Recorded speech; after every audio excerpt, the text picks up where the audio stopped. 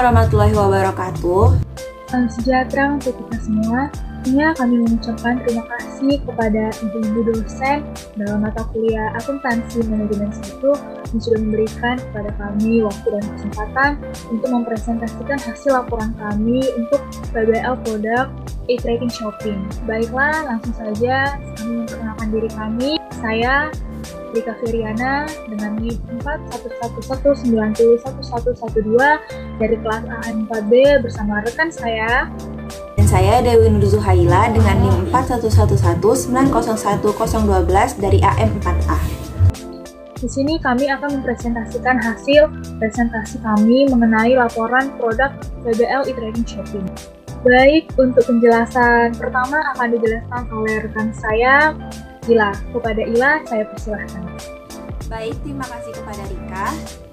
Di sini saya akan menjelaskan mengenai deskripsi produk dari produk yang diproduksi oleh tim Elektro. Tim memproduksi sebuah produk dengan nama e-tracking shopping. Tracking shopping ini merupakan aplikasi dengan sistem penggunaan pribadi yang digunakan untuk mempermudah dalam pencarian barang dalam supermarket tanpa harus berkeliling-keliling dari lorong ke lorong di supermarket. Selanjutnya adalah mengenai alur produksi dari produk e-tracking shopping ini. Alur produksinya yang pertama adalah kita mulai, setelah itu kita masuk ke interface design yang dimana di sini adalah proses mendesain dari sebuah aplikasi. Lalu kita lanjut ke database formatting. Setelah database formatting selesai, maka akan dilakukan pemrograman aplikasi atau coding. Yang selanjutnya akan dilakukan uji aplikasi. Di uji aplikasi ini terdapat dua jalan. Yang pertama, apabila aplikasi tersebut berhasil, maka aplikasi tersebut layak untuk diluncurkan. Namun jika aplikasi tersebut gagal, maka akan dilakukan perbaikan aplikasi yang kemudian akan dikembalikan lagi ke uji aplikasi hingga dinyatakan berhasil. Selanjutnya akan disampaikan oleh rekan saya Rika. Kepada Rika, saya persilahkan. Oke, selanjutnya saya akan membahas tentang status pengerjaan produk e-tracking shopping. Baik, di mana berdasarkan timeline dari tim teknis sendiri, waktu penyelesaian untuk produk ini adalah selama 4 bulan, dengan estimasi pengerjaan aktivitas interface design selama 2 minggu, database formatting selama 2 minggu, pemrograman aplikasi selama 1 bulan, uji aplikasi 1 bulan, dan perbaikan aplikasi 1 bulan.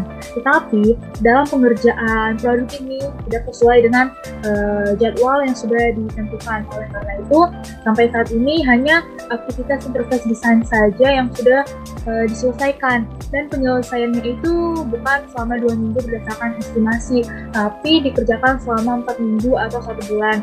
Oleh karena itu, dari Pimpro sendiri berencana jika proyek ini tidak diselesaikan dalam semester ini, akan dilanjutkan di semester berikutnya. Oleh sebab itu, pengerjaan untuk produk ini kami menganggarkan waktu sampai dengan 5 bulan pengerjaan. Selanjutnya, untuk batas waktu pengerjaan perhitungan ABC, karena aktivitas yang sudah diselesaikan hanyalah aktivitas interface design, maka perhitungan di aktivitas selanjutnya hanya berdasarkan estimasi yang sudah direncanakan sebelumnya, yaitu untuk aktivitas database formatting, aktivitas pemrograman aplikasi, aktivitas uji aplikasi, dan juga perbaikan aplikasi. Ini diperhitungkan berdasarkan estimasi saja. Sedangkan aktivitas interface design itu dihitung berdasarkan aktualnya. Untuk penjelasan selanjutnya akan dibahas oleh rekan saya Ila. Pada Ila, dipersilahkan. Baik, selanjutnya saya akan menjelaskan mengenai dictionary activity.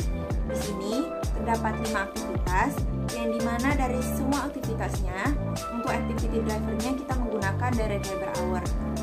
Kenapa kita menggunakan activity direct labor hour? Karena dari semua aktivitasnya dilakukan penggunaannya lebih dominan pada tenaga kerja dibandingkan dari tenaga mesin. Oleh karena itu, di sini kami menentukan direct labor hour sebagai activity drivernya. Dan juga untuk cost objeknya kami menentukan dari semua aktivitasnya menggunakan perhitungan labor karena penggunaannya dari semua aktivitasnya itu didominasi oleh tenaga kerja manusia. Selanjutnya kita masuk ke perhitungan Activity Based Costing atau perhitungan ABC. Di sini terdapat 3 poin. Yang pertama, direct material, direct labor, dan overhead. Di sini saya akan menjelaskan terlebih dahulu mengenai perhitungan Activity Based Costing untuk direct material. Di sini bahan utama yang dibutuhkan dalam proses pembuatan aplikasi e-tracking shopping yaitu software programming. Di sini kita membutuhkan satu buah software programming dengan harga 35.000, sehingga direct material yang didapatkan adalah senilai Rp35.000. Baik, selanjutnya saya akan menjelaskan mengenai perhitungan gaji atau direct labor dari proses pembuatan aplikasi e-tracking shopping. Di sini untuk perhitungan jam kerjanya, mereka menghabiskan 4 jam dalam sehari pembuatannya. Lalu mereka menghabiskan 2 hari, sehingga untuk direct labor per jamnya itu sebesar 25.943. Selanjutnya kita estimasikan untuk masing-masing aktivitasnya. Penggajiannya sebesar Rp13.282.974,72. Lalu di sini kami estimasikan dengan produk massal. Dari pihak Elektro memutuskan jika produk ini sudah dapat dilakukan, sudah dapat di launching, maka mereka kemungkinan dapat menciptakan 15 aplikasi dalam sebulannya. Lalu kita bagikan dengan direct labor yang sudah didapatkan sebelumnya, Rp880.530,6048. Yang pertama ada biaya listrik, di mana tarif listrik per minggu didapatkan sebesar Rp5.900,80, dan karena setiap aktivitas dikerjakan selama 4 minggu, maka dikalikan 4 sehingga didapatkan nilai sebesar Rp23.635,20. Yang kedua adalah biaya penyusunan komputer, di mana harga perolehan komputer diestimasikan sebesar Rp4.000.000 dengan estimasi umur ekonomisnya juga selama 5 tahun, sehingga didapatkan depresiasi per bulan sebesar Rp66.666,67, dan dinilai depresiasi tersebut dibebankan untuk aktivitas selama 32 jam dengan nilai sebesar Rp3.714,60. Dan yang ketiga ada biaya penyusutan smartphone, di mana harga perolehan smartphone ini diestimasikan dengan biaya Rp3.000.000 dan umur ekonomis diestimasikan selama 3 tahun, sehingga depresiasi per tahun didapatkan Rp1.000.000 dan depresiasi per bulan dibagi 12 didapatkan sebesar Rp83.333,33, sehingga didapatkan biaya penyusutan smartphone depresiasi per minggunya itu didapatkan sebesar Rp20.833,33. Dan biaya overhead yang terakhir adalah biaya protokol kesehatan yang terdiri dari masker, hand sanitizer, dan juga sanitary pad. Selanjutnya ada pembebanan biaya overhead terhadap aktivitas. Yang pertama untuk aktivitas ses design itu didapatkan total sebesar Rp122.809,92, dan untuk aktivitas database formatting juga didapatkan angka yang sama yaitu sebesar Rp122.800,92. Aktivitas pemrograman aplikasi itu didapatkan total sebesar Rp138.800,92. Untuk aktivitas uji aplikasi didapatkan total sebesar Rp1.058.968, dan yang terakhir untuk aktivitas perbaikan aplikasi didapatkan total sebesar Rp218.968,53, hingga total biaya overhead untuk seluruh aktivitas didapatkan sebesar Rp1.678.566,82. Selanjutnya untuk menghitung harga cost per unit, kita menambahkan seluruh total dari material, dari labor, dan biaya overhead seluruhnya, dan dibagi jumlah unit produk yang diproduksi saat ini, dan didapatkanlah total manufacturing cost sebesar Rp14.996,341,54, dan biaya dan jumlah unit yang diproduksi sebanyak 1 unit, sehingga didapatkanlah cost per unitnya itu sebesar Rp14.996.341,54. Yang pertama ada sales budget, yang mana dalam perhitungan ini diestimasikan dapat diproduksi sebanyak 3.000 unit selama 1 tahun dan dengan unit selling price sebesar Rp3.898.348 yang didapatkan dari harga cost per unit dikali 150%, sehingga didapatkanlah harga unit selling price-nya.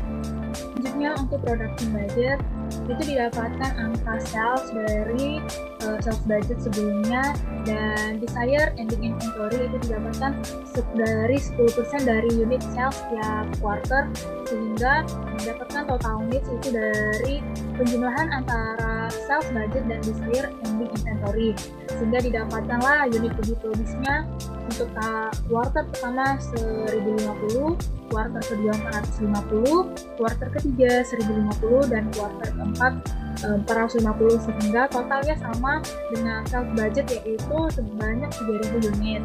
Selanjutnya ada direct material purchase budget.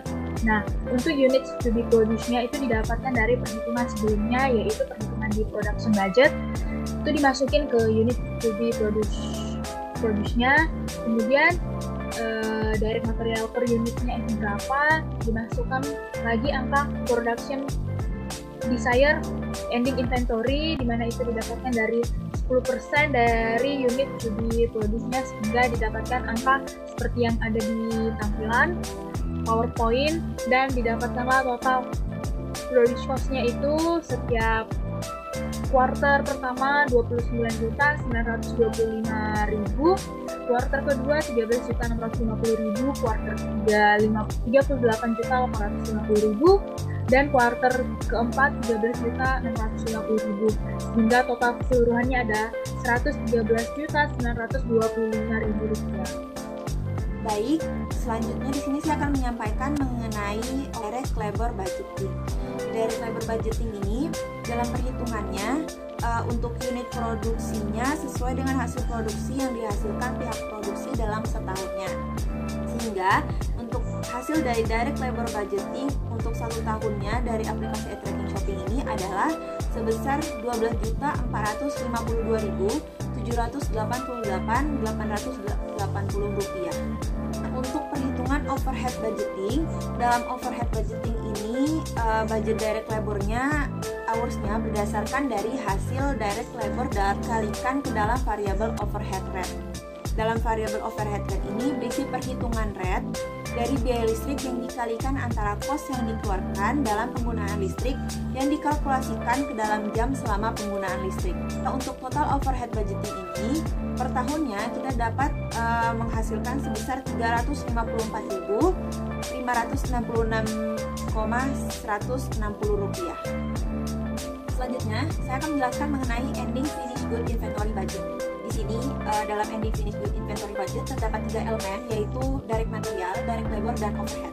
Dan total cost driver material sebesar Rp35.000.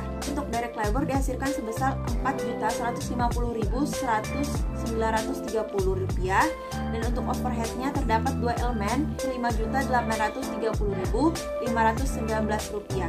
Final good inventory budgetnya itu sebesar Rp291.525.965. Karena untuk kesimpulannya, kami menyimpulkan dengan menggunakan penetapan biaya berbasis aktivitas based costing ini itu dapat membantu menetapkan semua biaya secara akurat, karena perhitungan pembebanan biaya ini berdasarkan setiap aktivitas yang dikerjakan dalam memproduksi suatu produk, dan metode perhitungan ABC ini lebih tepat untuk membantu perusahaan dalam mengendalikan biaya yang akan dikeluarkan. Untuk sarannya, kami juga menyarankan pemahaman lebih mendalam lagi mengenai perhitungan ini, dan juga dibutuhkannya aktualisasi dalam perhitungan ini agar lebih jelas dan detail lagi dalam perhitungan biayanya. Baiklah, demikian hasil presentasi perhitungan produksi e-tracking shopping dari kami. Apabila ada kesalahan dan penyampaian dari pengucapan kami mohon maaf. Semoga dapat dimengerti dan dipahami oleh teman-teman dan rekan-rekan. Sekian dari kami. Wassalamualaikum warahmatullahi wabarakatuh. Terima kasih.